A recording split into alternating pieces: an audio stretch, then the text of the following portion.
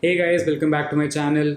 This video isn't gonna be scripted, isn't gonna have any fancy editing or transitions. This video has four clear purposes. 1. Who is Tushar Dixit? 2. How do I get to work with famous people, Instagram bloggers and whatnot? 3. How the hell do I afford gear like a7iii, fancy lenses, fancy computers at the age of 19? I'm 20 now, but all this gear and everything I bought at the age of 19. I'm gonna come to that. And 4. What is my purpose with the YouTube channel, with the Instagram handle? So this is gonna be a boring one, but if you wanna skip ahead to any part you find interesting, you can find the timestamps in the description below. But let's go. So for the first part, who is Tushar Dixit? So Tushar Dixit is a engineering student, but I absolutely don't give a fuck about engineering. So Tushar Dixit Films is a company I started that deals in making music videos, commercials, event coverage, travel videos, blogger content, or anything related to media.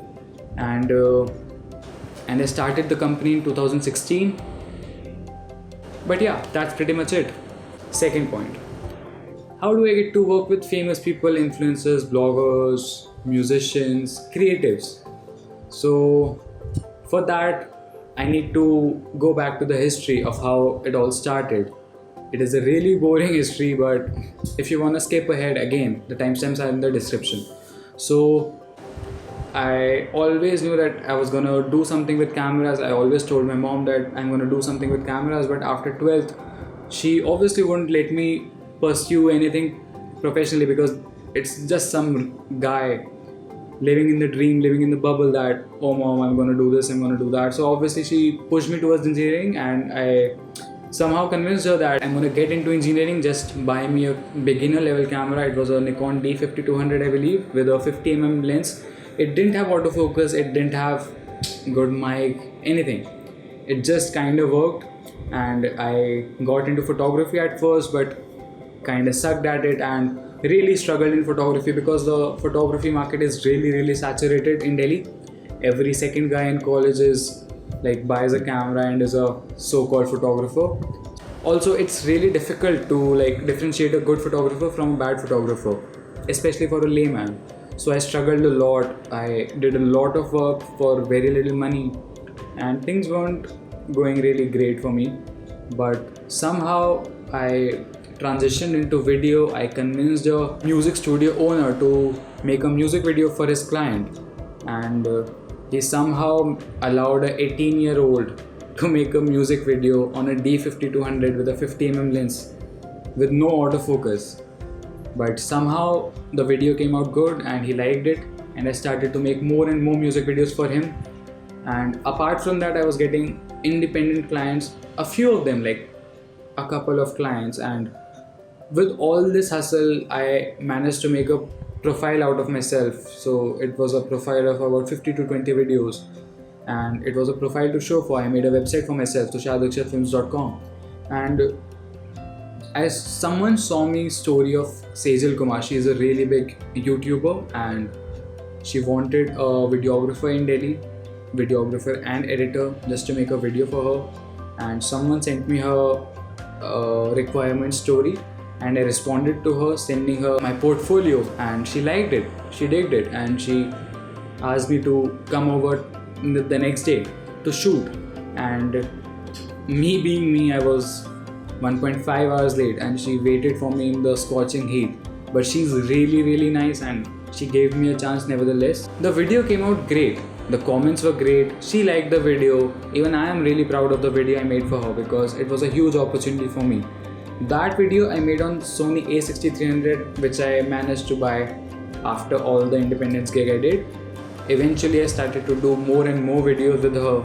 She liked my style. I brought something new to the table which she maybe didn't get to see before. And after that, some more bloggers that saw her work, they were impressed by it, and they also called me. And things kept growing, and but obviously working with bloggers was never the end goal for me. What end goal is for me, okay, I'll come back to that later. So aside all this, I started to get into music videos a lot more, but not the small studio work, indoor shoots, like big budget shoots for T series and Sony and stuff. And I started to get into more Punjabi and Hindi, started to work with independent and upcoming artists, and it was really satisfying and really fun process to work with all these new budding artists and work with them. 3. How the hell do I afford all this gear? So first off, like every other person preaches, like I have preached on Instagram before, gear does not matter. Again, I have made music videos on D5200. That is a like really bad camera. Even for 60 frames per second, you need to turn it down to 720p. So it wasn't even full HD if you wanna do slow motion, any kind of slow motion. So quality doesn't matter. Even the clients, if you get into bigger projects, they might ask you for 4K or anything, but trust me, they don't know shit about it. If you upscale 1080 to 4K, they won't even notice. It is you behind the camera, it is what you can pull off with the gear you have. So just keep creating with whatever you have, but after a point, obviously you need to upgrade. So the gear I use is the Sony a7 III with a 28mm 2.0 lens and a 50mm 1.8 lens.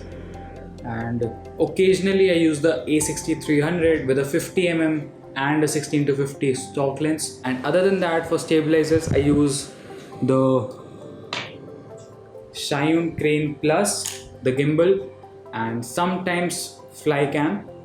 For editing I use Premiere Pro, and the computer is custom built that I built just to save a little bit of money. The configuration is i7 8th Gen, 16 gigs of RAM, GTX 1060 graphics card, and SSD storage, LG ultrawide monitor. Links of everything is going to be down below if you want to check it out.